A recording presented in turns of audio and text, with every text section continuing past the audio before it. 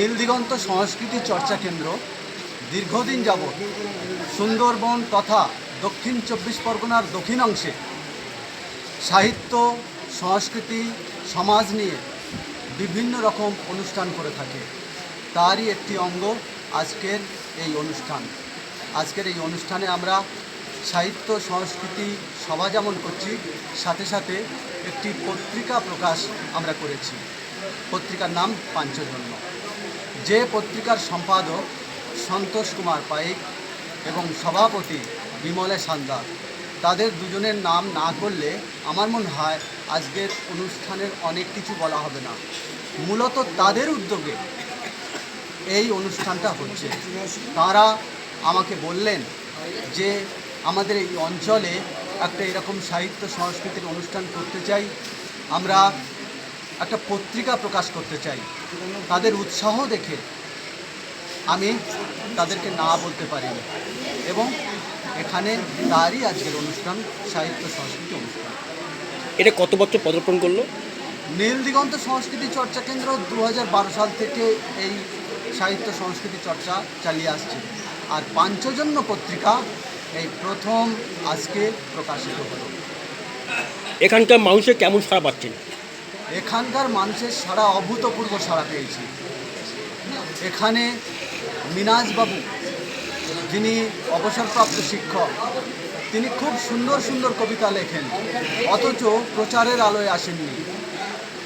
এখানে এসে দেখলাম মিনাজবাবু, বিমল কুমার ঘোষ, ডাক্তার শাহজাহান গাজী, এরকম অনেক মানুষ যারা সাহিত্য সংস্কৃতিতে বিশেষ একটা জায়গা আছে কিন্তু প্রচারের আলোয় নেই, তাদেরকে সঙ্গে নিয়ে এখানে এই অনুষ্ঠান এবং এখানকার সাধারণ মানুষের অভূতপূর্ব সাড়া আমরা দেখতে পেলাম। আজকে কতজন সাহিত্যিক, সাংবাদিক এবং জ্ঞানীজন উপস্থিত হয়েছেন?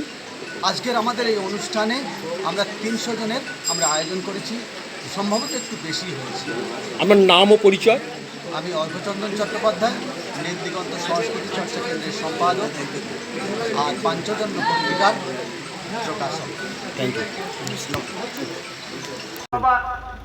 আজকে উদারামপুর স্কুলে এসে সাহিত্য সম্মেলন দেখলাম। বহু মানুষ আজকে অনেক জায়গা থেকে এসছে এবং তাদের সাহিত্য প্রতি তাদের ভালোবাসা আছে বলেই তারা আজকে এসেছে।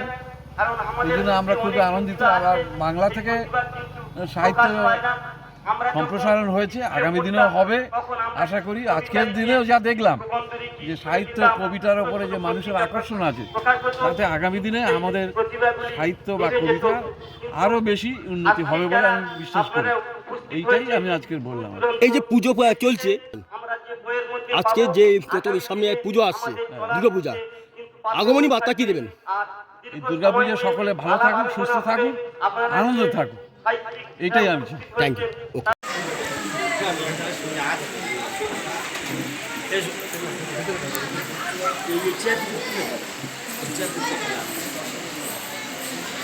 এখন কবিতা পাঠের জন্য আহ্বান করছি নিরঞ্জন ব্যানার্জি, খেলারামপুর মন্দির বাজার। আর মঞ্চে আসার জন্য আহ্বান করছি ডাক্তার সুশান্ত। গল্পের নাম প্রথম আলো।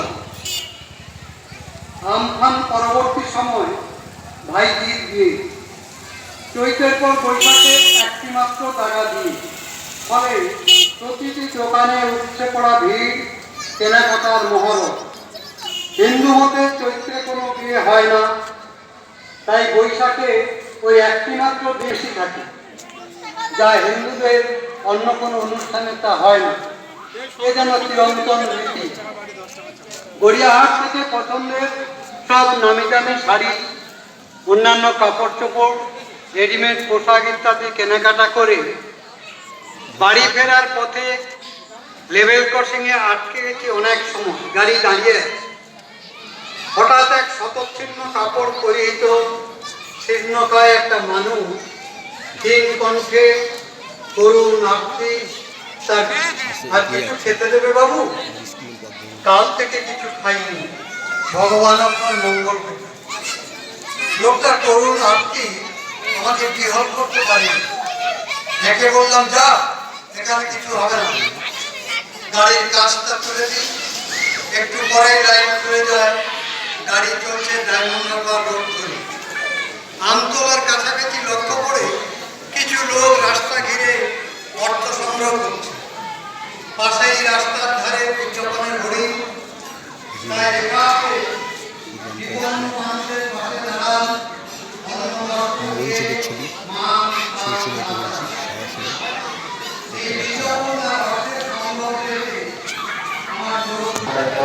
ধন্যবাদ।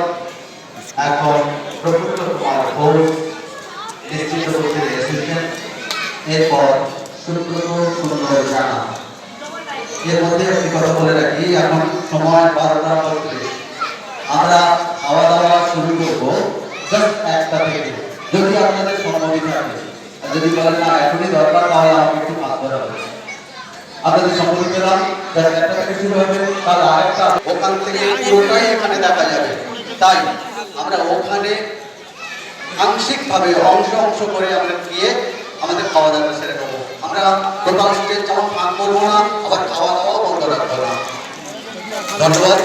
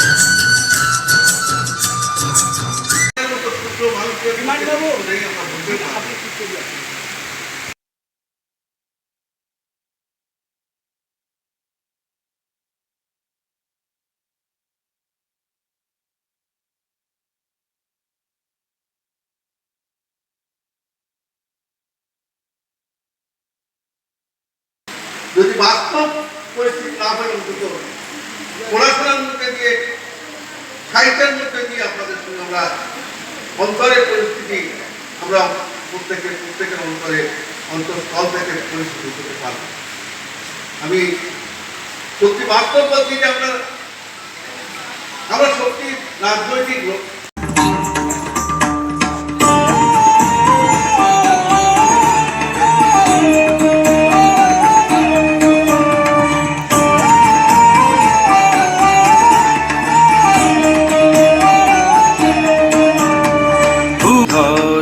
যুদ্ধ বিমান ছাড়িয়েছে সীমানা, পরমাণু অস্ত্রে ধরা ধ্বংস বুঝি হবে। জগন্ময়ী মাগো তুমি শান্ত কেন তবে, এবার তবে মাগো দশ প্রহরণ হাতে সমুর। বিশ্ব জুড়ে রণধ্বনি যাক মাগো আজ থেমে, নিধন করো হিংসাকে মা, শান্তি আসুক নেমে। করো জোড়ে জানাই মাগো প্রার্থনা এই ক্ষণে, বিবাদ বিভেদ নাশ হে মা, শান্তি আসুক ভুবনে। জাগো মা, জাগো মা, জাগো মা, জাগো মা, জাগো মা, জাগো মা, জাগো দুর্গা, জাগো মা।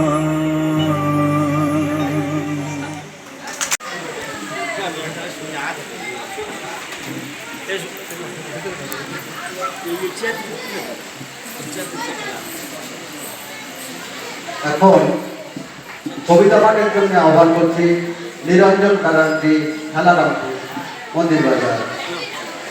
আর মঞ্চে আসার জন্য আহ্বান করছি ডাক্তার সুশান্ত